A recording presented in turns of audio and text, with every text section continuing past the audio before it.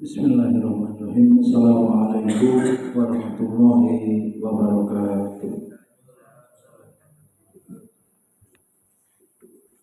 Alhamdulillah, wassalatu wassalamu ala rasulillah wa ala alihi washabihi wa mawala. La hawla wa la quwwata illa billah. Rabbi shrah li sadri wa yassir li amri wahlul 'uqdatam min lisani yafqahu qawli. Puji dan syukur marilah kita panjatkan kehadirat Allah Subhanahu wa taala atas segala curahan nikmat dan karunia-Nya. Alhamdulillah pada malam hari ini kita dapat bermajelis ilmu pada malam Ahad di Masjid Taqwa. Salawat dan salam senantiasa kita sanjung agungan kepada uswah hasanah kita Muhammad sallallahu alaihi wasallam, kepada beliau sahabat tabi'in dan tabi'in dan kita semuanya yang senantiasa istiqomah mengikuti langkah beliau dari yaumil qiyamah. Alhamdulillah malam hari ini kajian tentang ilmu dalam atau konsep ilmu dalam Islam.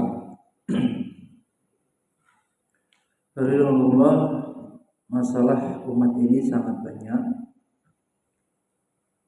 Yang paling mendasar adalah masalah ilmu dan adab. Adab di sini bukan bermakna sekedar sempit itu kekeliruan Prof. Hamid Fahmi mengkritik kamus bahasa Indonesia mengartikan adab itu sopan santun. Adab itu lebih luas dari itu, bahkan beliau menyitir dari Prof. Al-Atas, adab itu ilmu, iman, ilmu dan amal yang kemudian dilaksanakan dengan keyakinan, mengamalkan perbuatan sesuai dengan syariat, mengamalkan imannya, menerapkan syariat Islam dan mewujudkan akhlak mulia, iman, ilmu dan amal. Itu adab. Jadi jangan dianggap adab itu cuma urusan sopan santun. Bahkan Pancasila sila kedua apa? Kemanusiaan yang adil dan beradab. Di dalam sila kedua itu ada kata adab, yang adil dan beradab. Jadi adab ini luas sekali. Tidak dianggap sekedar sopan santun Orang-orang Indonesia menganggapnya sekedar itu. Padahal dia menjadi fondasi peradaban. Bukan ada peradaban, bisa peradaban Islam.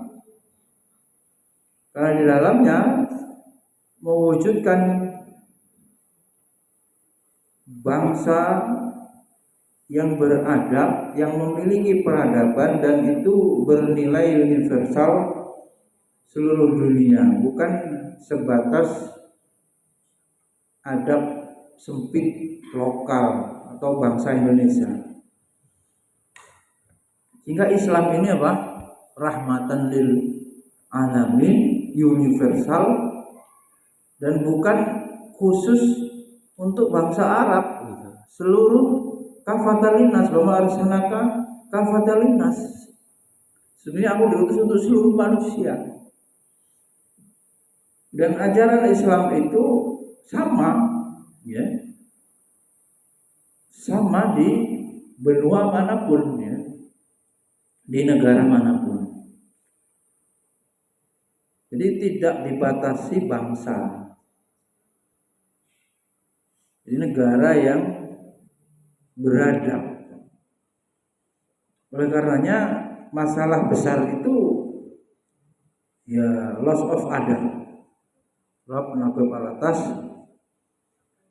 menyampaikan Syekh Nabi Alatas bahwa manusia mengalami masalah problem umat ini yang paling mendasar adalah the loss of adab, hilangnya adab.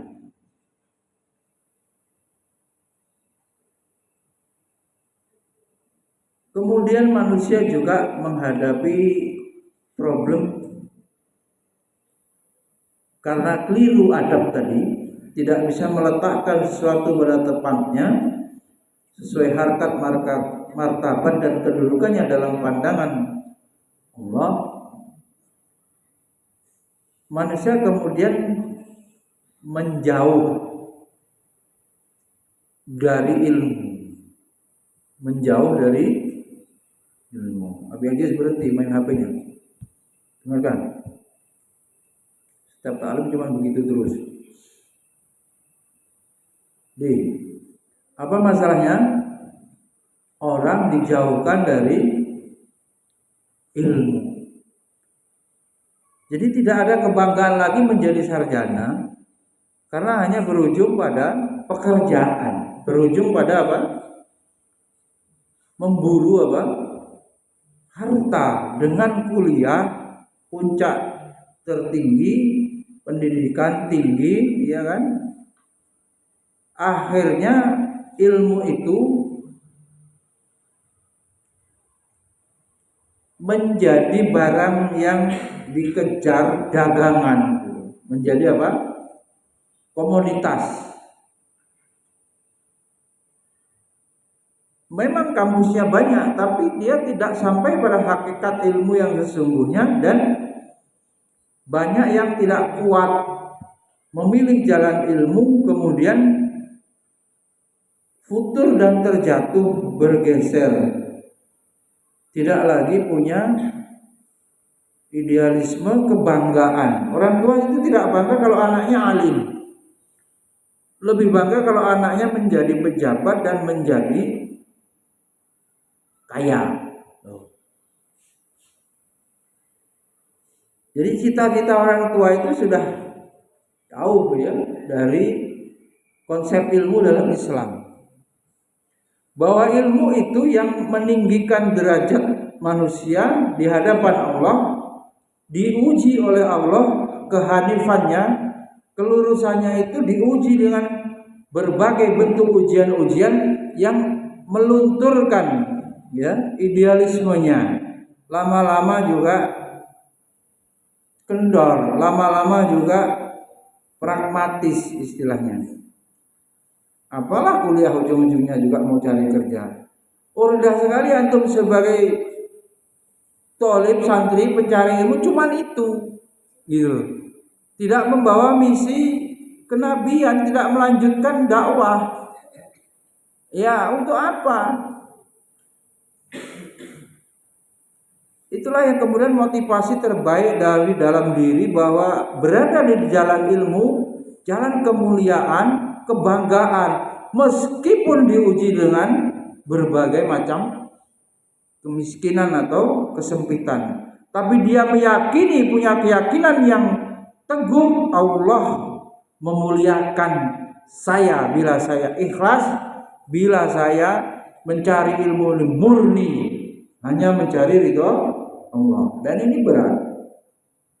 Wajahnya itu tidak menunjukkan orang yang ingin hidayah, tidak menunjukkan wajah mahasiswa itu mahasiswa yang betul-betul pengen selamat dengan ilmunya, itu pengen dekat, taqarrub ilallah, pengen ma'rifatullah. Itu sulit kita jumpai.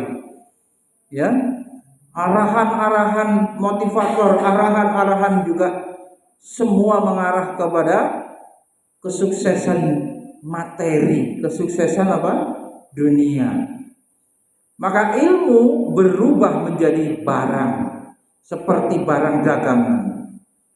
Antum dari kampung ke kampus dikulakan, gitu. Seperti pedagang yang belanja di pusat grosir.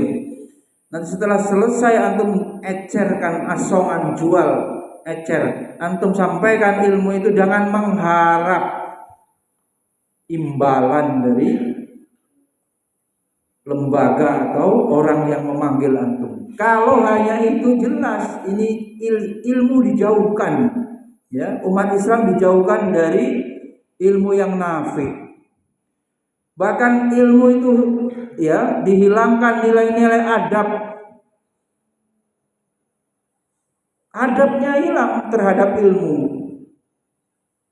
Apa untungnya hadir dalam majelis ilmu? Gak membawa keuntungan dunia. Taman-taman surga yang kemarin kita bahas itu tidak menjadi program hidupnya, padahal dari kampung mencari ilmu. Ya, yang merantau kuliah itu. Tapi ilmu dibagi-bagi tidak peduli. Ya.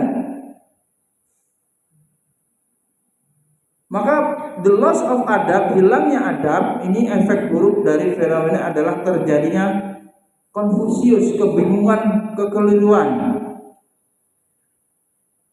mengenai ilmu, persepsi terhadap ilmu, ya, dan kemudian berakibat menciptakan ketiadaan adab, biadab, ya, nggak ada orang yang istilahnya apa, adab buruk itu nggak ada, ya, biadab langsung. Kalau akhlak kan akhlak terpuji, akhlak tercela, mahmudah mazmumah. Adabnya langsung. Karena ada yang mencakup semuanya, langsung biadab. Masyarakat tidak menghormati orang alim, ya biadab. Yang lebih menghormati orang kaya, ya biadab. Orang tua bangga anaknya kaya daripada alim. Yang alim itu perumpamanya seperti bulan purnama dibandingkan apa? Bintang, kalau kawakib wal qamar, perbandingannya antara bulan itu enggak lagi menjadi kebanggaan. Enggak apa-apa, mungkin masih kesulitan ekonomi tapi dia alim. Tapi anak saya ini bisa ngimami, bisa khutbah. Tidak bangga dengan kemampuannya menyebarkan agama ini. Lebih bangga kalau berpangkat, lebih bangga kalau memiliki jabatan, kaya. Masyarakat yang bingung, ya, kekeliruan persepsi ini mengenai ilmu yang selanjutnya menciptakan ketiadaan adab di masyarakat. Hasil akhirnya adalah ditandai dengan lahirnya para pemimpin yang bukan saja tidak layak memimpin umat, melainkan juga tidak layak atau tidak memiliki akhlak yang baik dan memiliki apa? Kapasitas intelektual dan spiritual yang cukup, ya, karena tadi bisa membeli suara. Berapakah menjadi habisnya menjadi anggota DPR RI? Ternyata bisa sampai 50 miliar. Silakan dengarkan itu caleg yang gagal, Washington atau Fahri Hamzah, bisa dilihat podcastnya. 10 miliar saja itu sudah bingung untuk mengembalikannya karena pasti harus korupsi. Ternyata yang menang-menang bisa habis 50 miliar. Selama 5 tahun gajinya berapa dan sudah tidak masuk akal. Kalau masih 10 miliar mungkin istilahnya paling pulang modal. Kalau sudah 50 miliar selama 5 tahun bagaimana bisa dapat uang sebanyak itu? Maka lahirlah pemimpin yang tidak memiliki adab. Sehingga itu semua akan membawa apa? Kerusakan demi kerusakan.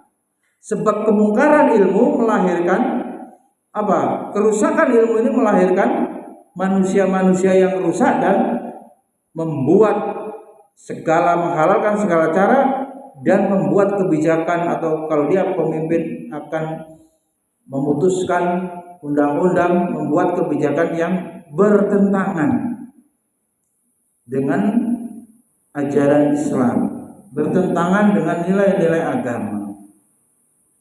Bagaimana dia bisa menguntungkan bagi dirinya, dan rusaklah, ya, sektor kehidupan ini, baik secara individu kebijakannya maupun masyarakat, bangsa dan negara. Ini keliru. Fungsi ilmu hidayah, menerangi, untuk mendekatkan diri kepada Allah, berubah ilmu menjadi dagangan, menjadi apa? Barang. Ya. Oleh karenanya kalau sudah bisa mengajarkan ilmu dan ingin ilmunya dibayar tinggi, ini guru ini masalahnya. Dia punya ilmu itu Allah beri. Kemudian Allah mewajibkan atau memerintahkan untuk mengajarkan ilmu sebagai adab orang-orang yang berilmu itu mengajar. Wajibannya, zakatnya orang berilmu itu, orang alim itu mengajar. Nah dia nodai ya, mengajarnya itu semata-mata ya, hanya mengajar materi.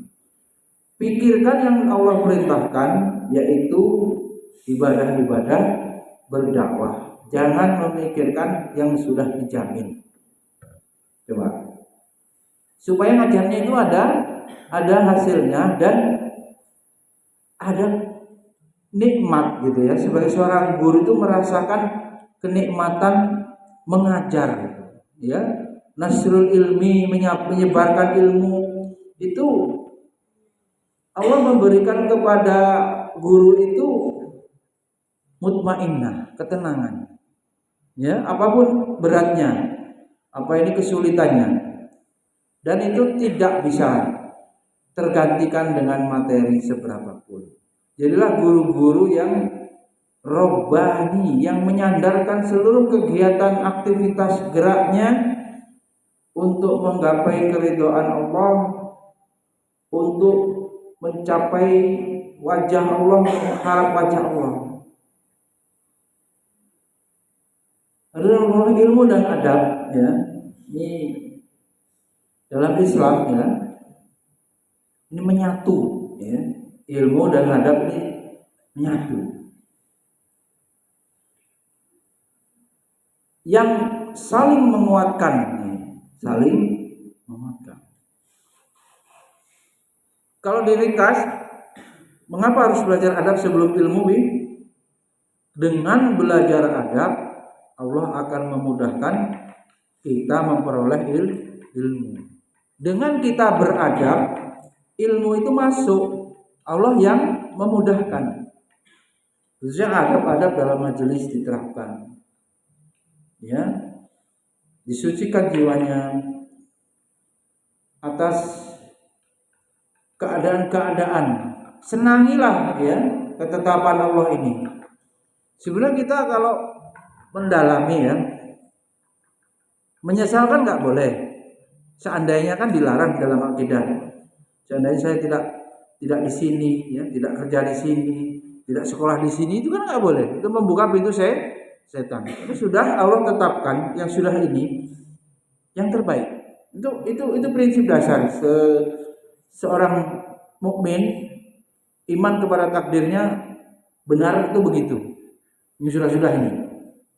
Jalani yang ada ini dan merencanakan yang lebih baik untuk hari esok. Silahkan kalau punya planning lebih baik lagi. Yang sudah ini tidak boleh diratapi, tidak boleh disesali. Sebenarnya kita tidak ada penyesalan karena seluruh rencana itu kalau cocok dengan rencana ketetapan Allah, rencana itu alhamdulillah rencana kita itu. Tapi kalau tidak, ya kita tidak perlu kecewa. Karena itulah rencana Allah yang terbaik bagi kita. Yang tidak sesuai dengan rencana kita itu Allah yang dengan maha alim ilmunya Allah itu yang paling tahu ya. Jadi tidak ada kecewa. Senangilah apa yang Allah tetapkan. Dan hikmahnya mungkin baru kita ketahui lama ya. Dijauhkan kita dari pengaruh-pengaruh maksiat ya. Dekat dengan masjid ya, dekat dengan santren, ini nikmat. Yang kalau kita lihat orang-orang yang tergelincir itu karena berdekatan dan imannya tidak kuat ya. Seperti di pinggir jurang. Godaan-godaan itu berada di lingkungan circle istilahnya. Circle dosa semua, circle kemalasan, circle dosa, circle maksiat. Ketemu kawan yang A ngajak maksiat ini, yang B ngajak ini. Nah itu Ustaz. Tidak ada di circle pondok pesantren masjid itu yang sengaja diprogramkan untuk maksiat, nggak ada.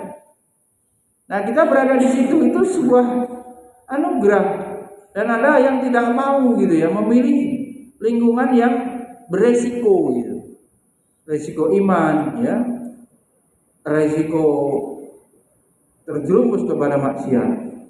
Jika kita masih dipilih oleh Allah ya sebagai hambanya yang diperkerjakan ya untuk mengurus agama ini, wah, sebuah anugerah yang selayak-layaknya disyukuri.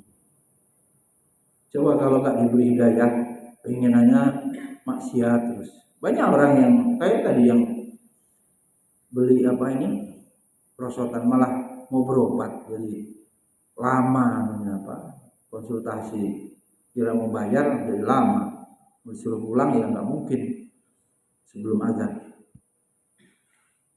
Keluhannya apa? Pengen sholat malas, hatinya nggak tenang, macam-macam lah. Nah tentu itu tidak kita jumpai bagi para pengasuh ya, para santri, para guru yang diberikan nikmat tenang, iman, ayem gitu ya. Terus bisa bertambah tiap hari itu, tambah ilmu, tambah amal gitu. Tambah ilmu, tambah amal itu prinsipnya, komitmen hidup. Hari ini nambah ilmu apa? Hari ini nambah amal-amal, tentu amal yang sunnah. Kalau amal-amal yang wajib udah otomatis. Alhamdulillah, ilmu ini diibaratkan juga seperti, dan adabnya seperti koin gitu ya, nggak bisa dipisahkan dua sisi itu, kanan kirinya yang nggak mungkin ya, ilmu dan adab. Kebermaknaan yang satu tergantung pada lainnya. Ilmu tanpa adab ibarat pohon tanpa buah. Buahnya itu adab, amal. Tadi ya, adab itu bukan sopan santun ya. Adab tadi sudah di awal disampaikan. Syed nagub alatas apa tadi? Iman, ilmu, amal. Itulah orang yang beradab. Orang yang beriman, ya rukun iman berarti. Orang yang berilmu, seluruh ilmu yang wajib, fardu ain selesai. Kemudian orang yang beramal, berarti amal-amal yang wajib, amal-amal akhlak. Kalau kemudian akhlak mulia, akhlak yang mulia-mulia dia lakukan menyatu, yaitu baru dikatakan orang yang beradab. Bukan sekedar sopan santun kalau di depan guru saling nunduk, tapi setelah itu dia kepada Allah musyrik, enggak. Dia nggak peduli dengan lingkungan, itu nggak termasuk beradab. Adab tidak bermakna sesempit sopan santun itu, ya. Iman, ilmu dan amal. Jadi penerapannya ilmu dan adab harus sinergi, nggak dipisah-pisahkan. Berilmu tanpa adab adalah dimurkai maghdub, orang ditafsirkan maghdub alaihim. Sementara beradab tanpa ilmu adalah dhol. Adab tapi nggak dibimbing ilmu, ya, berlebih-lebihan dulu, ya dhol. Maka lebih dari itu, ilmu dan adab adalah inti dari ilmu nafi.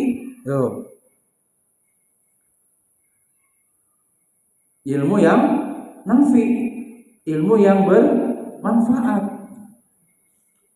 Ilmu yang nafi ini adalah ilmu yang pernah diperintahkan oleh Allah kepada Nabi Muhammad SAW agar diminta. Ya. Apa ada perintah meminta tambahan di dalam Al-Quran?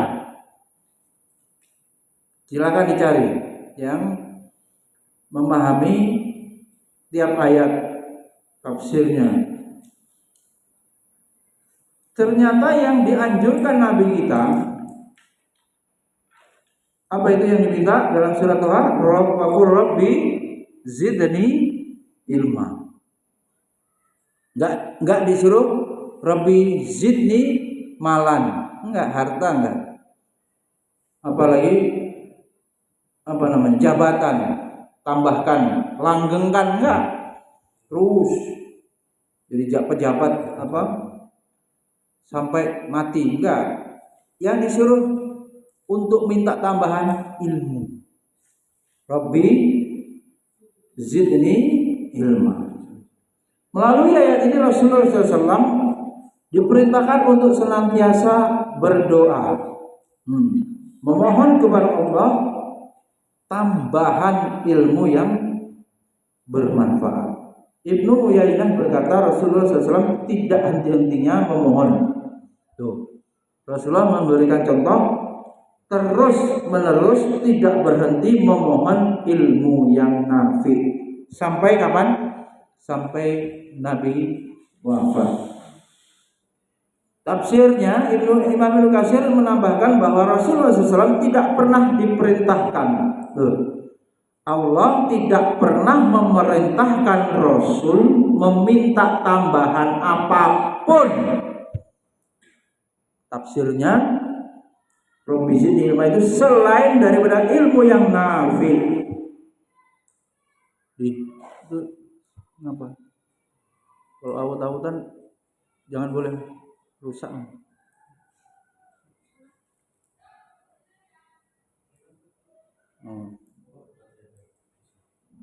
Oleh karena itu Rasulullah SAW ya senantiasa istiqomah melantunkan doa ilmu yang nafi. Kalau yang redaksi hadisnya itu gimana? Allahumma inni as'aluka ilman nafi'an wa rizqan thayyiban. Ya itu normal, minta apa saja boleh, tapi yang minta ditambah Rasulullah disuruh Allah hanya minta tambahannya ilmu. Di dalam ilmu nanti tentu hidayah kan gitu. Jalan hidayah itu dengan ilmu. Ya. An Abi Hurairah radhiyallahu anhu qala kana Rasulullah sallallahu alaihi wasallam yaqul Allahumma anfa'ni bima 'allamtani wa 'allimni ma yanfa'uni wa zidni ilman. Walhamdulillahi ala kulli halin wa a'udzu billahi min halin ahlin nar. Dari Abu Hurairah radhiyallahu anhu bahwa Rasulullah SAW senantiasa membaca doa, ya Allah berikanlah manfaat terhadap apa yang telah Engkau ajarkan kepadaku. Mintanya kepada Allah itu. Yang buat pintar itu siapa, Pi? Guru. Wasilah guru itu, perantara. Tapi yang buat paham masuknya ilmu Allah. Dengan belajar sebagai sunatullah ikhtiarnya begitu, hidayatul bayan, hidayatul irsyad dijemput, baru akan menghujam ke dalam hati hidayatul taufik, kan begitu. Maka minta kepada Allah hidayah dan minta diajari aku apa yang bermanfaat. Dalam kitab itu juga disebutkan ya, guru ya, guru yang sesungguhnya Allah mengajari malaikat mengajari nabi ya. Bagaimana malaikat yang menyampaikan wahyu, malaikat siapa? Jibril yang mengajarkan kepada Nabi Muhammad. Dari sumber ilmu muasal Allah ya. Maka kalau kita berdoa mohon diberikan ilmu dan tambahilah nih, aku ilmu segala puji hanya milikmu atas segala keadaan dan aku berlindung dari perilaku ahli nar. Ilmu yang bermanfaat, ilmu nafi akan mendatangkan iman, dicek belajarnya. Banyak kan orang dengan gampangnya, alumni mana, pondok mana itu, karena identik belajar agama yang lebih banyak di pondok daripada sekolah SMP atau sekolah SMA, ya kan? Cah pondokan katanya, jebolan apa lulusan pondok kayak begitu. Hati-hati ya, akan langsung dibalik ya. Kalau tidak terwujud ya, atau melahirkan orang-orang yang berakhlak mulia, itu dicek itu ya. Imannya itu ya benar apa enggak, dan hubungannya ilmu yang dipelajari itu mendapat ilmu yang nafi apa enggak. Realisasi iman akan membawa pada amal soleh gitu. Integrasi keduanya akan membawa ke jalan yang lurus, siratal mustaqim, ihdinas siratal mustaqim. Maka dengan demikian bila ilmu didapatkan tetapi tidak diikuti dengan amal soleh, cuma pinter-pinter wawasan saja, maka dia ghairu nafi. Dia dapat ilmu, IPK-nya tinggi, rapotnya rapotnya 90 mumtaz, ya cuman rapot angka-angka, tapi tidak melahirkan khasyatullah, tidak melahirkan iman kepada Allah yang tinggi, ya. Dia tidak mendapatkan ilmu yang nafi atau ghairu nafi, ilmunya tidak manfaat. Bahkan tadi ya, maghdub alaihim, Yahudi dilaknat. Ya, apa ciri khasnya?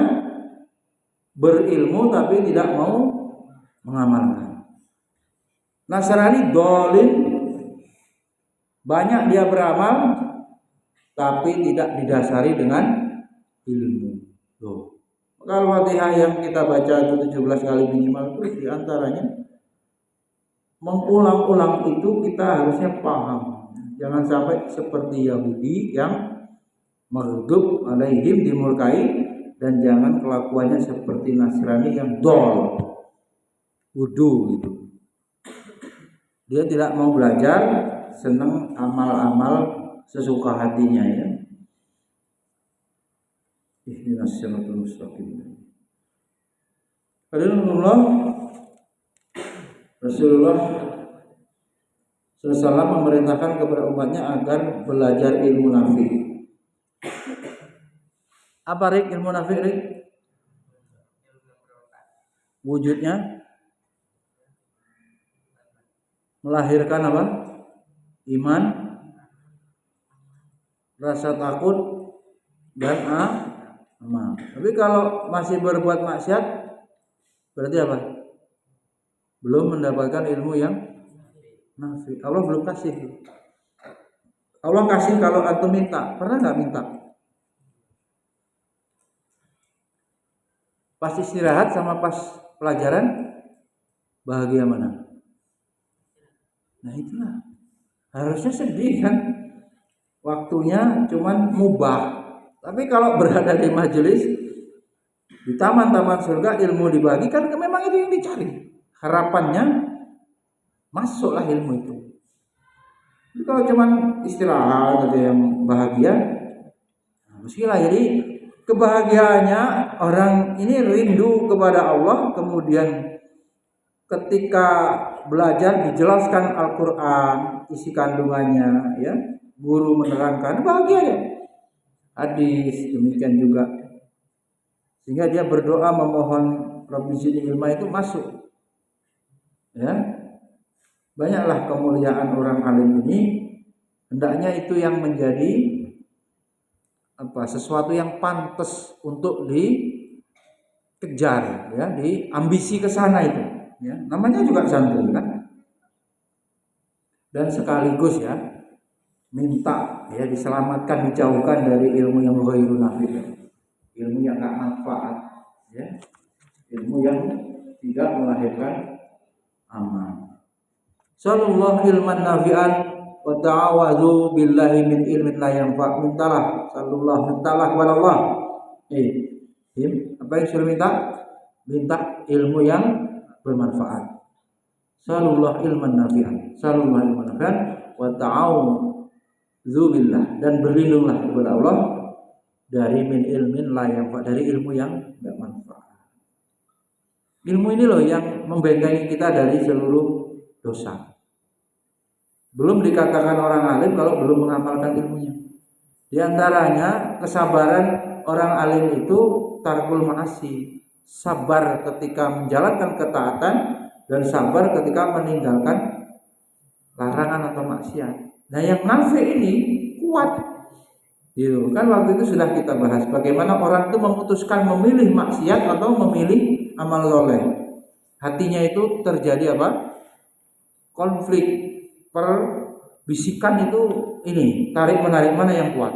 Bisikan malaikat atau bisikan jin korin, atau memang hawa nafsunya yang kemudian menjadi panglima, yang memimpin. Nah ini akalnya kalah, hatinya mati.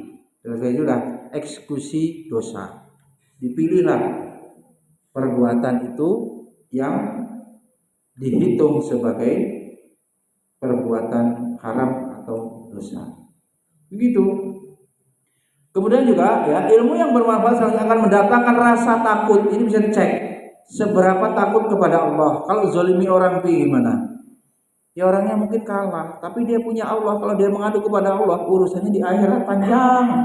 Urusan dengan Allah tinggal bertobat kalau benar tobatnya diampuni. Urusan dengan manusia harus menghalalkan halal, harus meminta maaf, berdamai dulu, ya. Pulangkan kalau maling dan seterusnya. Panjang urusannya, baru bisa diampuni kalau urusan dengan manusia sudah beres. Alhamdulillah, innama yahsabuha min ibadil ulama itu kemudian menjadi indikator ya. Siapa yang mondoknya bertahun-tahun, kuliahnya sampai mentok, tapi tidak punya rasa takut kepada Allah, ya tidak ada jaminan dia sebagai orang alim. Karena orang yang alim ukurannya itu, ya, ukurannya takut, ya, kepada Allah. Atau yang dikatakan di sini yang ulama betulan gitu. Karena ada ulama yang stempel dari organisasi atau apa. Ulama yang betul-betul takut kepada Allah dan didaulat oleh masyarakat, ini benar, ya. Masyarakat itu melihat orang itu betul-betul ini warok, ya, hati-hati. Orang itu takut kepada Allah, enggak sembarangan gitu. Makan enggak sembarangan, apa-apa hati-hati gitu. Ya memang takwa itu kan begitu muaranya, takut seperti orang yang berjalan di semak-semak kebun yang penuh duri, penuh apa ini? Ya hewan-hewan buas atau penuh ya yang menyakitkan kaki, bisa kena beling, kena paku. Hati-hati, kakinya itu mau melangkah itu. Ini bawahnya ada apa ini, dilihat dulu. Kan begitu. Jadi kira-kira mau zolimi orang tuh gitu, gitu. Ini kalau coret, kalau diomong begini tersinggung enggak gitu. Kalau sendalnya dilempar ini gimana? Macam-macam lah. Ya, dalam memutuskan pilihan-pilihan itu harus ditanya, ini Allah ridho apa enggak ini? Nah, Allah murka apa Allah ridho ya? Nah, senyumannya dia. Itu kalau betul-betul takut, ya. Kemudian menurut Ibnu Jauzi, ayat ini mengindikasikan bahwa ilmu yang bermanfaat akan mendatangkan khasyah. Orang kalau nggak takut sama Allah berarti ilmu yang dia dapat di dalam pencariannya sekolah ini, mondok ini nggak nafi, nggak manfaat, ya. Dan pemiliknya senantiasa mengakui keagungan Allah, nah ini mengagungkan Allah, ya. Iyalah kita nggak dilihat orang berani maksiat, tapi Allah melihat gitu. Allah yang memberikan nikmat kepada kita itu yang selayak-layaknya kita ibadahi, kok malah kita maksiati. Padahal Allah tidak ada henti-hentinya memberikan nikmat. Jadi jangan sekedar dipandang perbuatan itu remeh, tapi Allah yang agung ini kita ya orang bahasa Indonesia itu Allah saja gak ditakuti kan, Allah saja dilawan. Apalagi guru, kira-kira begitu nih. Apalagi apa pengasuh, ya Allah saja tidak ditakuti. Ya. Dan orang yang takut kepada Allah ini mengagungkan Allah, melahirkan ketundukan dan penghambaan. Itu loh. Orang yang takut kepada Allah melahirkan tunduk. Jadi hidupnya itu mengabdi. Tunduk, pasrah, manut itu makna Islam. Aslim taslam kepada syariat ini. Tunduk, penghambaan. Sebaliknya ilmu yang tidak nafi, tidak ada rasa takut, orangnya tetap aja nyelelek gitu ya, melawan guru, melawan orang tua, syariat dimain-mainin, sholat ribut, macam-macam. Ya. Tidak bisa disebut sebagai ilmu yang bermanfaat dan pemiliknya tidak masuk dalam kategori alim aslinya. Cuma lulus saja, tapi alimnya enggak. Soleh alim enggak. Cuman lulus, ya. Dan enggak ada yang kuliah enggak lulus begini, semuanya lulus kan? Sebenarnya apa perlu ujian ya, semuanya lulus? Ya aslinya kan begitu. Kemudian Imam Syafi'i lebih lanjut membuat sebuah kaidah yang terkenal, laisal ilmu ma hufidho walakinnal ilmu ma nafa'a. Nah, ini pernah dulu bisa sampaikan ya. Tidaklah disebut ilmu apa yang hanya dihafal, tetapi ilmu adalah apa yang diamalkan, diaktualisasikan dalam bentuk adab yang akan memberikan manfaat. Nah, manfaat, ada manfaat, baru disebut orang yang berilmu atau memiliki ilmu. Maka kaidah dari Imam Syafi'i ini senada dengan apa yang dikatakan oleh Ubayd bin Syahid ketika memberikan nasihat kepada putranya. Ubayd ini ditulis ini, hai anakku, bergaulah, ikuti dan temani terus dengan para ahli fikih, fuqaha, ulama, mujtahid, imam mazhab itu. Sahabat, bergaulah, bersahabatlah dengan ulama, ahli fikih. Belajarlah dari mereka. Wa ta'allamu minhum wa khudh adabahum. Boleh tulis loh. Terus pakai apa? Hai anakku, bergaulah, ikutilah terus menerus ahli fikih, ulama. Belajarlah dari mereka, ya. Ambillah adab dari mereka. Karena hal itu lebih aku sukai daripada hanya sekedar memperbanyak hafalan hadis. Disuruh apa? Berteman, bergaul dengan ahli fikih, mujtahid. Ya.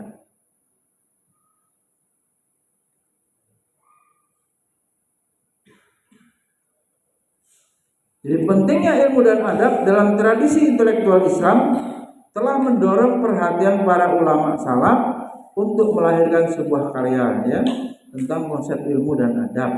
Itu banyaknya kalangan-kalangan, di antaranya sudah kita bahas itu ta'lim muta'alim, ya, adabul alim wal muta'alim, ya, dan kitab-kitab yang itu menjadi dasar sebelum orang itu mempelajari ilmu lebih jauh harus belajar adab.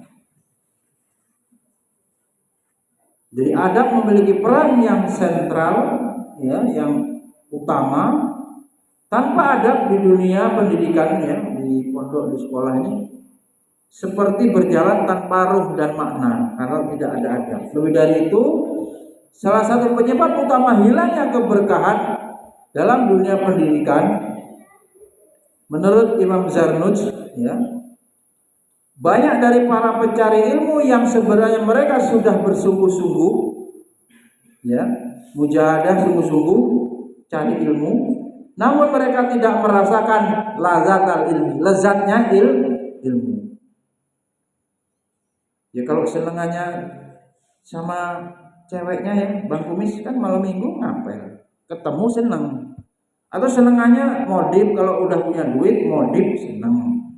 Atau senengannya traveling, kalau dapat uang ya traveling. Kalau senengannya makan ya beli geprek atau apa, seneng. Di sini tidak merasakan nikmatnya ilmu.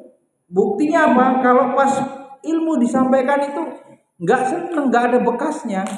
Malah waduh, pakai ada taklim lagi, waduh, itu kan bukti. Boro-boro seneng itu malah membenci kan.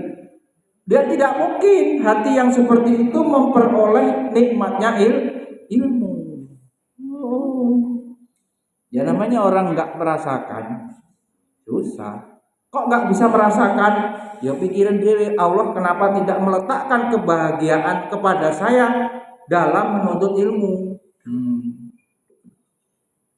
Senengane mampu mural adegan joget gitu kan. Jadi tidak diletakkan pada, ya buktinya satu buku pun mungkin Adi belum pernah beli buku ilmu apa itu.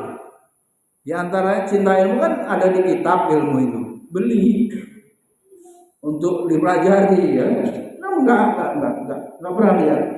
Belinya alat-alat modif. Ya disitulah letak kebahagiaannya. Ya tentu rendah loh, bahkan bisa hina, bahkan bisa mubazir, mudorot. Orang yang dipandang oleh Allah ini bernilai dia nggak mau kejar, malah yang mubazir. Innal mubazirina kana ikhwana sayyi'in. Wala tusrifu apa? Jangan lebihan Allah yuhibbul musrifin. Allah tidak menyukai orang yang berlebihan gak guna. Apa yang diupayakan ini. Begitu kalau nggak pengajian itu meriah, itu kira-kira gitulah. Kok nggak penak gitu, nggak nambah ilmu seminggu ini, nggak dengerin ilmu ayat, nggak didengarkan, nggak mendengarkan pembacaan ayat, pembacaan itu nggak enak. Atau lebih mandiri lagi, baca sendiri, ya. Atau mungkin di grup isinya share ilmu dibaca sungguh-sungguh, ya Allah minta hidayah. Zamannya digital, punya ilmu dibagi, berseliweran gitu, nggak karu-karuan sampai nggak ada yang dibaca. Ibarat keracunan, kebanyakan dosis. Enggak juga, beda ya. Yang haus ilmu itu, ya haus ilmu ini banyak banget ya. Semakin belajar semakin merasa bodoh. Ya Allah, ini kok nggak tahu. Oh-nya itu menyadari ya. Wah, ilmu ini baru tahu. Nah, oleh karena itu minta ya. Minta apa? Lezat, bahagia ketika belajar, lezatnya ladatal ilmi ya. Itu Syekh Zarnuj.